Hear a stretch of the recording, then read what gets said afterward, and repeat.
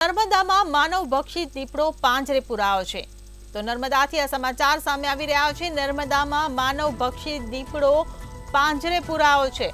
તિલકવાડામાં દીપડાએ આતંક મચાવ્યો હતો। ત્યારે નર્મદામાં દીપડાનો આતંક જે સામે આવ્યો હતો। થોડા દિવસ પહેલા યુવક પર હુમલો કર્યો હોવાની ઘટના પણ સામે આવી હતી। વન વિભાગે 10 જેટલા પાંજરા લગાવ્યા હતા। ત્યારે ગત મોડી રાત્રે દીપડો આખરે પાંજરે પુરાયો છે। તો નર્મદામાં માનવભક્ષી દીપડો પાંજરે પુરાયો છે।